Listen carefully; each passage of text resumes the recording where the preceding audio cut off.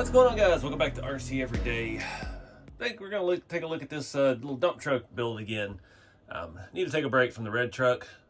It's all I can think about right now. So I'm actually at a point with it, though, that I need to take a break. Need to let some ideas stir around a little bit. And yeah, we'll move on with this thing. I just ordered a 2-inch stroke linear actuator. I've not done anything with that before. I know a lot of guys have. I was talking with Eddie's RC. He did some linear actuators on one of those 3D printed skid steers here recently, and he was giving me some advice about those. So I've got one. It's like a 14-pound max lift weight. That ought to be plenty. This is a little bitty bed. I didn't want to run duals. He thought I should run dual actuators. It doesn't really fit the space that I have. The one I got is sized perfectly. We'll see if it actually works perfectly. But in the meantime, we need to move a little further. So way back, I think before this was a dump truck, I painted the fenders black. This was the Midnight Edition or the Black Edition, whatever, King Hauler. And I got this cab from my buddy Joseph, and he cut the back off and put one of those plates in it, so it's a day cab. I don't know what all I'm missing for the body, but we need to move forward with the paint. We did do a lot of body work in the last video on it, and got the 3D printed bed, 3D print. I'm half asleep today. Hadn't got the ball rolling yet. 3D printed bed that we made. We took a file from Colts. There's a whole video on that in this playlist. And we shortened it down to make it this little Shorty. And I think it's a cool look. I like these little short dump trucks. I saw one the other day in town. It looked like it used to be a cement mixer. It was like an old Ford W8000 or something.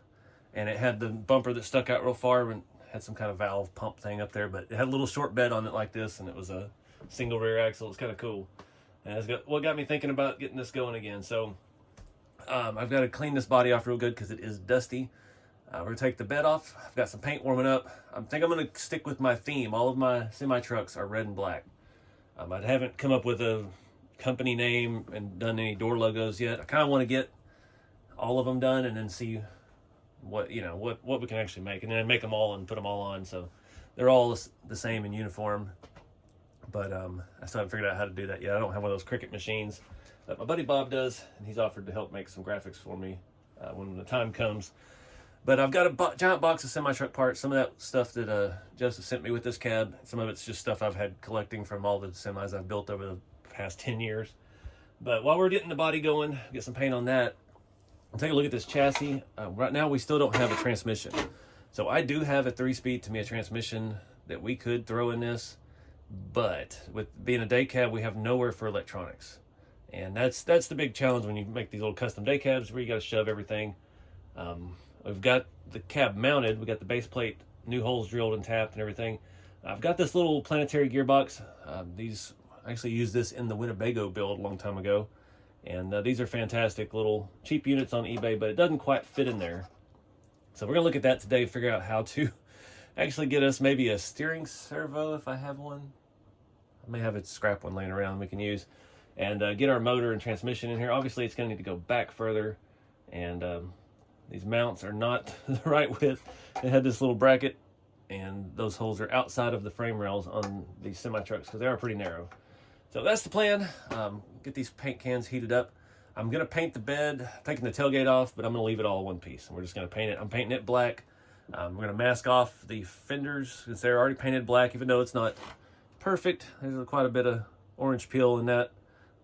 It's not great, but I'm going to come back, I think, and matte clear this whole thing because I want it to look a little roughed up. And we'll see where it takes us. But get those masked off, get this ready to get some paint going, and then we'll start taking a look at this chassis.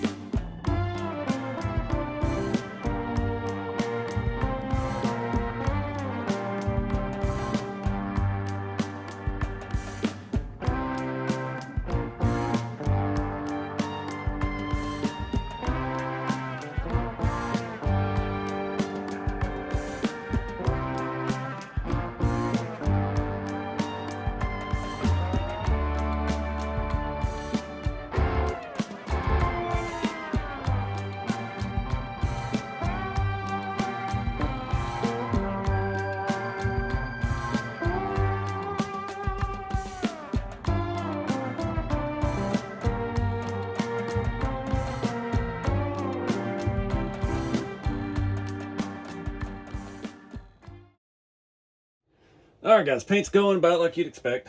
If you've ever seen any painting videos on the channel, it's yeah, it's good enough. So I added 3-speed out. I was looking to see if we could make that work. We could. I don't want to deal with that. It took me forever to find a servo. I had to steal this out of a touring car. It's actually a nice little Metal Gear high-tech. It sounded good. It was covered in sticky tape. Got that all cleaned up. So we got to put the servo in. I'm going to go ahead and get the servo horn off one of the parts trees and get us linkage and get the steering hooked up. That way, we've got to figure out where this goes. So it can't set on top of the rail. It can't be up here because the motor will be right where the servo goes. So it's got to be back. But if we set it on top of the rail, see how high our output will be. So it needs to be on the bottom of the chassis, I think, kind of low, and that'll put our drive shaft in a much better position. I don't think I have a drive shaft that's going to work yet. We'll have to, once we get it all in, we'll measure.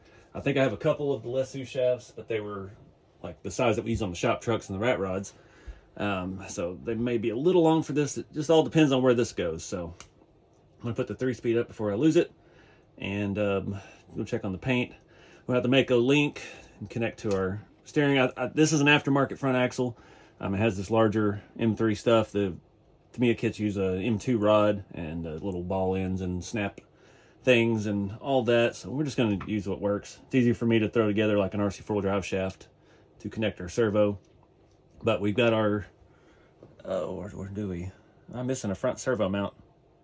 I'm sure I got a parts tree with that on it too. I've got tons of parts trees for these trucks. So we'll get that squared away, get the servo in. It's kind of difficult to get it out once it's in. Basically, you got to split the frame rails as far back as you can and pry them apart and slide it in. We'll pull the bumper and mount and all that out and just go from there. So I'll get that together. I do have to go ahead and assemble the transmission, the planetary. We'll get some grease in that. Got my Cow RC Udder Butter syringe. We'll lubricate all that as we put it back together. These are not simple. You have to take it off the mount, and you got to take the big screws out that go all the way through, kind of pull the whole thing apart. And setting your depth of your pinion gear is a little challenging. I'm hoping this stock motor will work for us, not be too deep in there, because it does a longer, skinnier, like an RC4 drive style pinion gear. What else? I did damage one of these transmissions. The first one I think I ever got, I went to put the motor in it, and I put it together wrong and forced to tighten it, and then, yeah, screwed it up. So these are, I don't know what these are going for now. They used to be around 30 bucks on Amazon and eBay. I think it's like a 13-to-1 or a 16-to-1 gear reduction. It should be good for this. And for the motor, I just found the stock Tamiya motor, not even the torque tuned or anything fancy, just basics to get this thing up and running. I'm hoping with that gear reduction it'll be slow and steady enough. So anyways, let's get some work going. I gotta go find that servo mount.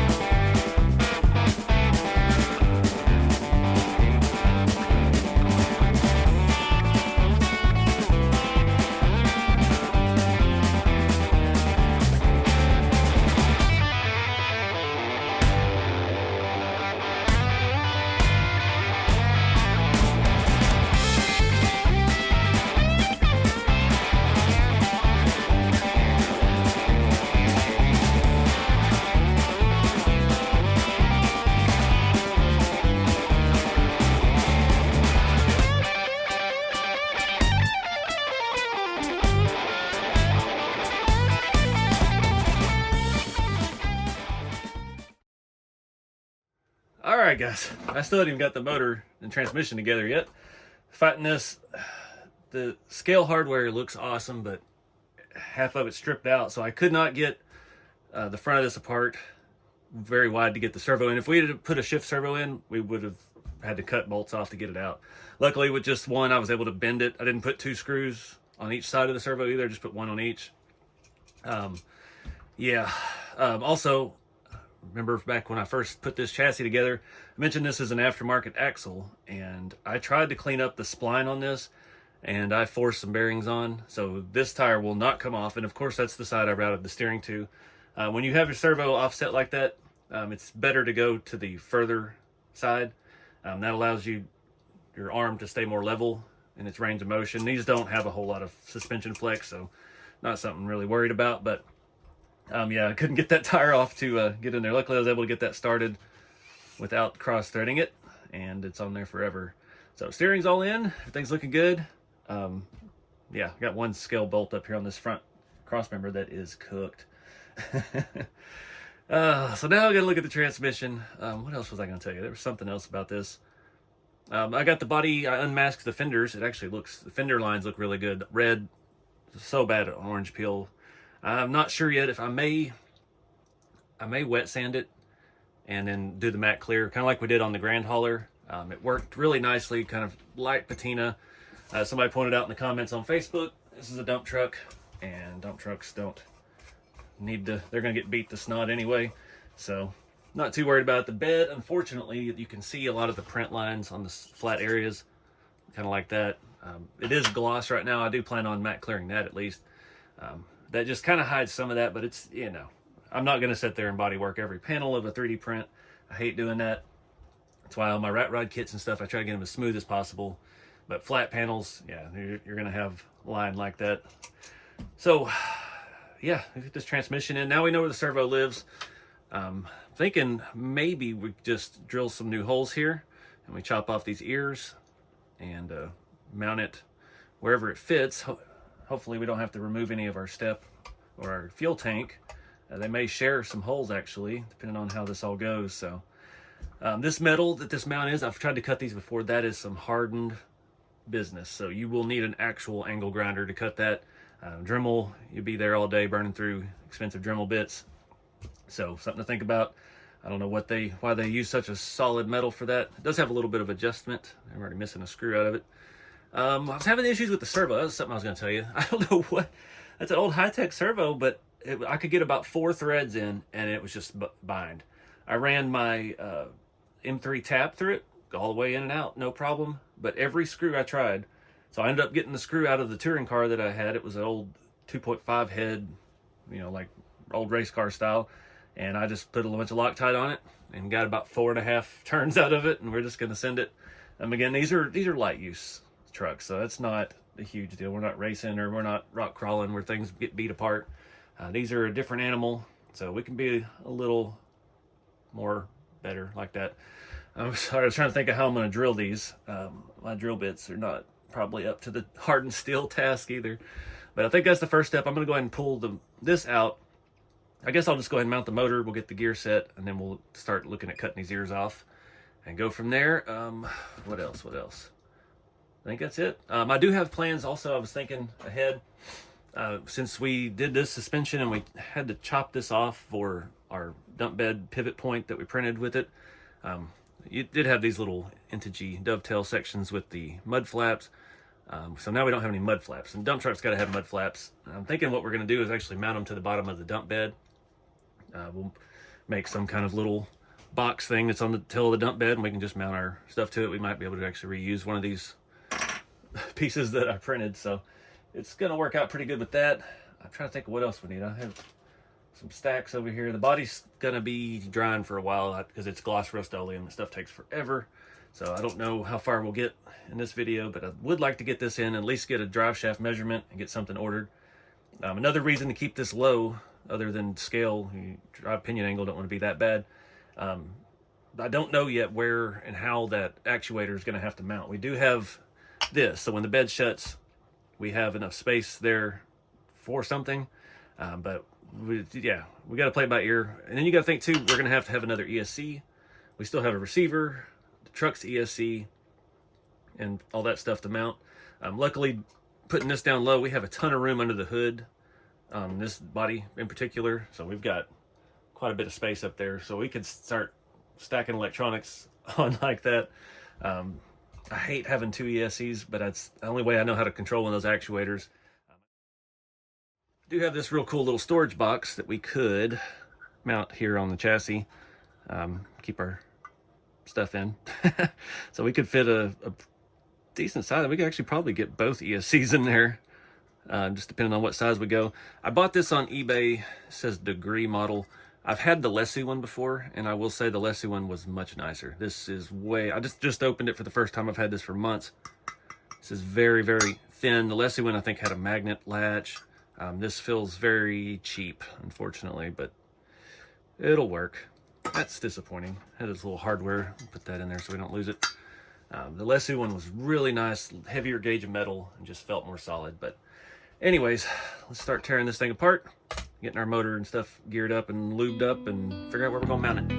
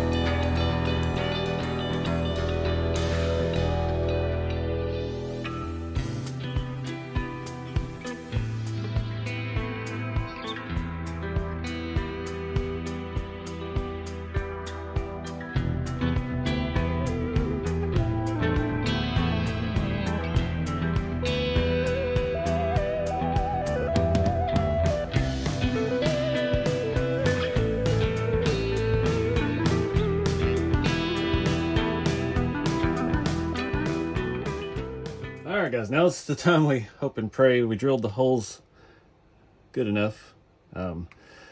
Tapping knows sometimes it's actually easier to use a power tool than it is to use the T-handle, because things just it's hard to get going straight.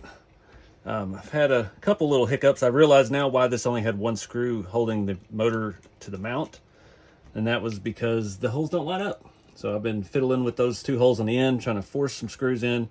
Had to file them out a little bit, and we're going to Loctite all of this stuff pretty good. This is a lot of weight hanging off of two screws up there, so it's not perfectly straight. The motor is straight enough. The mount's not that straight, but it is what it is. I used a caliper to figure out the depth of the pinion gear, and I think we got that set excellently in there. The transmission spins over, feels really smooth. Come on now. Got them all started but one. There we go. So this works out pretty good. It keeps our center of gravity down low. It's not that important on these, but we have 10 pounds of rock or something in the bed. It'll help having some weight up here in the front. Be very careful not to over tighten these. Definitely not a part I want to run scale hardware on. Yeah, we end up stripping something out and then we're really hosed. But this is going to work out good. Puts our motor wires up there where our ESC is going to go. Those threads all feel pretty good. try to take my time and thread them slowly. This puts our output about the same spot the stock transmission would have it. That screw's already stripped out. I just pulled random stuff out of the parts bin. So this is looking really good down here. I'm feeling good about this. Let's flip it over and see how it... Oh yeah. Now she's got some weight to her. We need a pretty good sized drive shaft. Let me go dig through my drive shaft bin. I know I bought one Lesu shaft that has the right length, but it had... these are what, 5mm outputs, and it had a 4mm on the end. So, yeah, it's not really something I could just find another end for. I forgot, when we did the globe liner, it had so much torque pulling that trailer that we unwelded the other end. That is the end we need, but this is the one that's got the wrong size on it. So, it's a little long anyway. We'll have to do some shopping. I have a really junky looking old crawler one from eBay that it might work, but I don't want to do that. I don't want to trash it up too much. All right, so real quick, we're going to talk about measuring for drive shafts. It's really easy. It took me a while to get the grasp on it back in the day, but I've been doing it so much now. I've got Semi Joe's truck shop pulled up. He's got all the Lesu shafts in every range, so they have a short range and a long range, and you got to try to find that sweet spot in the middle. This will be long enough. So you just kind of want to go, I always go just shy of the hole that's coming out, because it's going to be, or shy just past it, I mean, on both of these. So our drive shaft is not going to go all the way to the front on this transmission, because it has a little bit longer shaft sticking out. So you got to account for that. You're not measuring from the plate to the face of that. You can, but you're going to be a little more accurate doing it like this. So our standard driving range will be, looks like around 130 millimeters. So it's a little more challenging with crawlers, because as you compress, your axle's going to move front to back quite a bit more than it is on this thing. This one, it's not moving at all.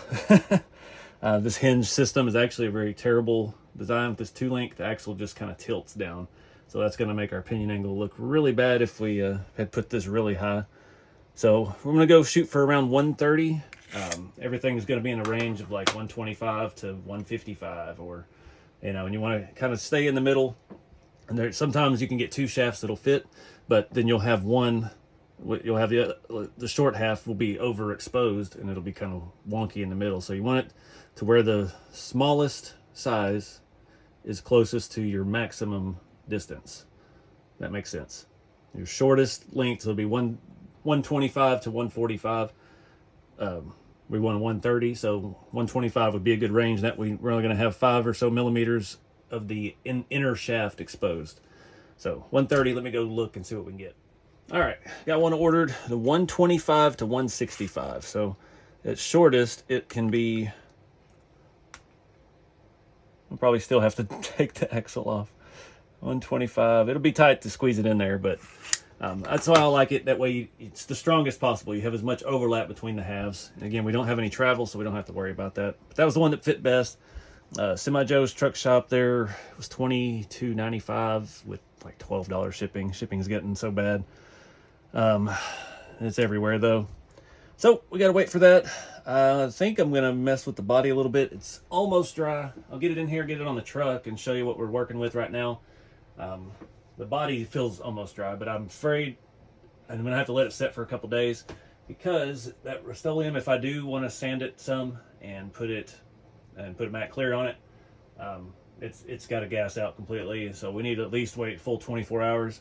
But I did want to get it on here and show you what it looks like in the meantime. All right, guys, it's looking pretty good, huh? You know, it paint's a good 10-footer. I guess scale a good 2-footer. You can see kind of when the light hits it. Well, I can see it. You're not moving. The hood's got a lot of orange peel, so we'll let it dry good before we keep going. I know a few things I need. I was looking at the box earlier. I have some aluminum intakes for the side, but they don't have any hose that goes into the hole. So I don't know what exactly we're going to do about that. I did go ahead and paint the sunroof thing. I never understood why they made that a separate piece. It was for wiring and stuff.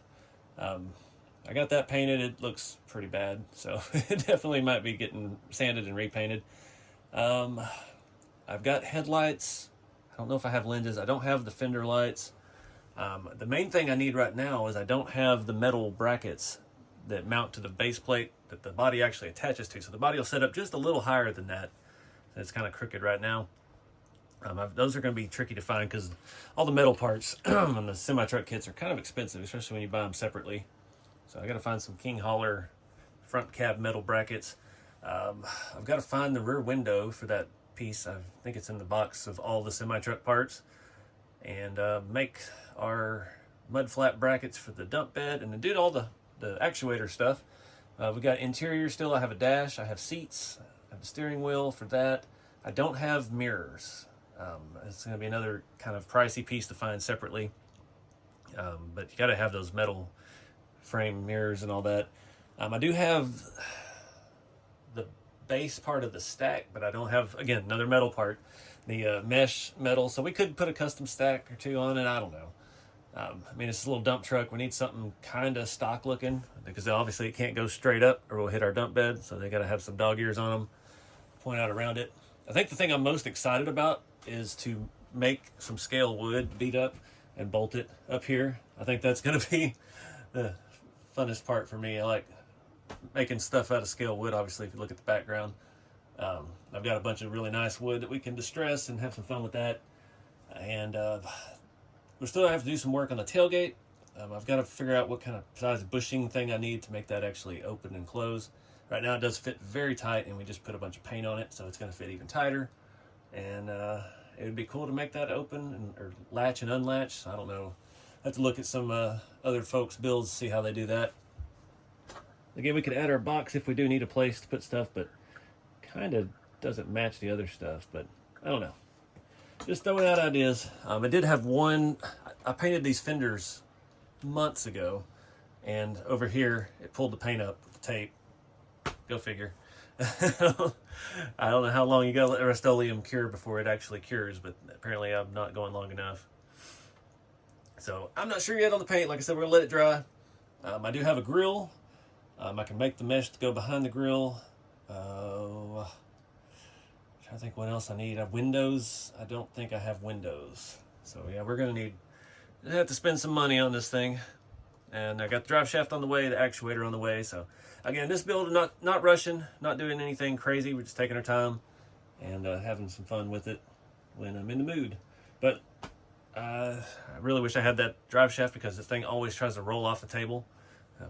Put it in one spot and it just rolls real easy. So having a drive shaft in there will be nice finally. But anyways, you can kind of see some of the print lines in the gloss. That's why I'm thinking the satin will help with that because it just won't reflect, so you won't be able to see all the imperfections. The bed's just a little crooked. I do have to paint the underside of the bed still, and I think that's it on the bed. Or the inside of the tailgate too. I've got to paint that. So yeah, we definitely got to wait and let stuff dry. But anyways, I hope you guys enjoyed it. Appreciate y'all watching, and yeah, we haven't given up on the RC construction stuff. It does look like I have sold my dozer. I just don't use it enough. I thought it would be fun. It looks fun. They are fun, but it's just a lot to deal with, and I don't drive enough, so I really don't haul that heavy thing out. And I wasn't going to sell my DPS trailer, but my buddy Sean hit me up about it, and I made him a deal on it. So looks like I'm going to be delivering both of those items to the Illuminati of Scale event end of next month. And yeah, put some money back in the bank because I spent all that money the first of last year. It's a very expensive endeavor. That trailer was around a little over $1,800, and that dozer was like $2,300 with shipping and everything. So yeah, losing a little bit, but we had some fun with it. We did the videos, and yeah, got to show you guys that stuff. But get out there and have some fun with the hobby, guys. Keep it scale, and see you in the next one.